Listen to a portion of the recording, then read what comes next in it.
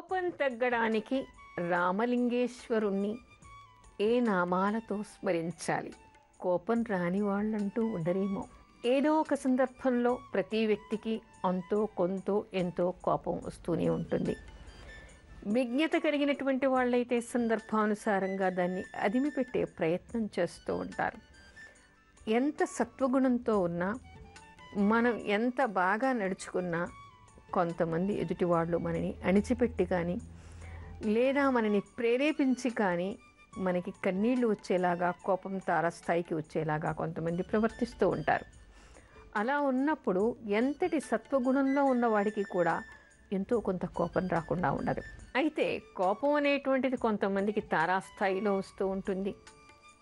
కోపం వస్తే నేను మనిషిని కాదండి, నేనేం చేస్తానో నాకు తెలియదు అంటూ ఉంటారు. నిజమే, కోపం వస్తే వాళ్ళు ఏం మాట్లాడుతున్నారో వాళ్ళకి అర్థం కాని పరిస్థితిలో ఉంటూ ఉంటుంది. ఎదుట ఎవరున్నది కూడా వాళ్ళకి స్పృహ ఉండదు. ఎవరితో మాట్లాడుతున్నాం అనేటువంటి విజ్ఞత ఉండదు. ఎంతటి మాట అయినా ఎంత కఠినంగా అయినా మాట్లాడగలుగుతారు. ఆ కోపంతో కొంతమంది అయితే ఏదుంటది విసిరిపడేస్తూ ఉంటారు, తలకాయేసి గోడకేసి కొట్టుకుంటూ ఉంటారు, రకరకాల విన్యాసాలు చేస్తూ ఉంటారు ఆ కోపంలో ఒళ్ళు తెలియక. మనకి మామూలుగా ఏం చెప్తారు? కోపం తాపం చేటు, తాపం బ్రహ్మహత్య చేటు అని. ఇంకా ఏదైనా మద్యపానం చేసి లేదా ఏదైనా బలహీనతలు ఉన్నటువంటి వాళ్ళైతే కోపం తారాస్థాయికి వచ్చినప్పుడు వాళ్ళు తామస గుణం పెరిగిపోయి ఎదుటి వాళ్ళని హత్యలు చేసేటువంటి సందర్భాలు కూడా మనకి కనిపిస్తూ ఉంటాయి. అలాంటి హత్య చేసినటువంటి వాటి వెనుక ఉన్నటువంటి కథనాల్ని మనం చదివినప్పుడు కూడా వాళ్ళు ఆ పరిస్థితికి ఎందుకు దిగజారారో మనకి అర్థమవుతూ ఉంటుంది.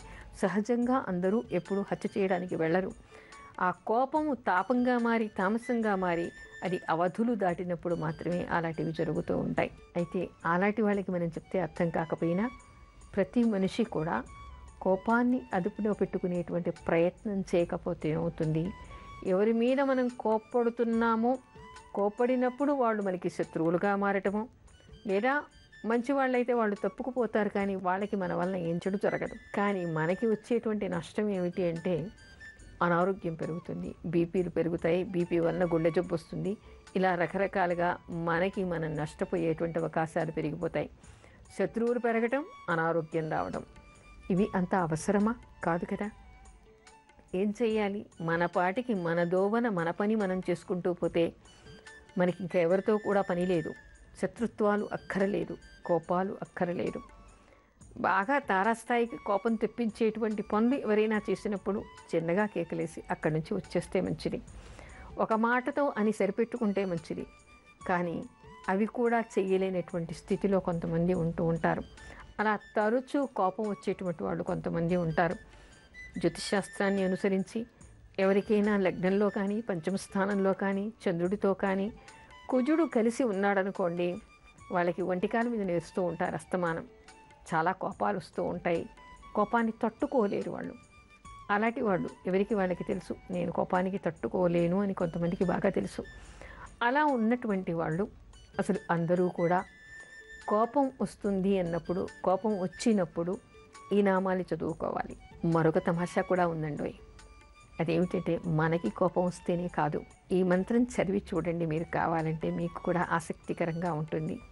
ఇంట్లో భర్తకి కోపం బాగా ఉన్నప్పుడు భార్య చదువుకోవడం, భార్యకి బాగా కోపం ఉన్నప్పుడు భర్త చదువుకోవడం, తల్లిదండ్రులు బాగా కోపంతో ఉన్నప్పుడు పిల్లలు చదువుకోవడం, అధికారులు ఎగిసిపడతారు అన్నప్పుడు రామేశ్వరుని తలుచుకుని ఈ నామాలు జపించుకొని ఆ తర్వాత అధికారి దగ్గరికి వెళితే అతను హాయిగా కూల్గా మాట్లాడడం, ఇలాంటివి కూడా జరుగుతాయి. అంటే ఎదుటి వాళ్ళకి కోపం ఉన్నప్పుడు కూడా మనం ఇది చదువుకోవచ్చు. ఎందుకంటే వాళ్ళ భార్యని మనం పడకుండా అస్తమానం ఒంటికాలు మిదిలేసి అన్నిటికీ అరుస్తూ ఉంటారు కొంతమంది. మరి అలాంటి వాళ్ళ దగ్గరికి వెళ్ళినప్పుడు అబ్బా ఎలా తట్టుకుంటామో, ఎక్కడ మనని ఏమంటారో, ఈ వీళ్ళ భార్య నుంచి మనం ఎలా తప్పించుకోవాలి, ఈ కోపం నుంచి ఎలా తప్పించుకోవాలి అని హైరాణ పడుతుంటారు, ముఖ్యంగా ఆఫీసుల్లో అధికారుల నుంచి. అలాంటప్పుడు అక్కడికి వెళ్ళినప్పుడు అయితే ఒకటి, మనం ఏ పని అంటే ఆ పని చేసి మంత్రం చదువుకోగానే సరిపుచ్చుకోదు. మనం తప్పు చేయకుండా ఉండాలి, పొరపాటు చేయకుండా ఉండాలి, మనం ధర్మంగా ఉండాలి. అలా ఉంటూ భగవంతుని స్మరిస్తే మాత్రం తప్పకుండా మనకి దానికి తెలియనటువంటి ఫలితాలు లభిస్తాయి. ఆ నామాలు కూడా చెప్తాను, కావాలంటే ఎవరైనా రాసుకోవచ్చు. రామనాథ యమారాతి కాలకూట విషభక్షక. ఎంత సులభంగా ఉన్నాయి. రామనాథ యమారాతి కాలకూట విషభక్షక.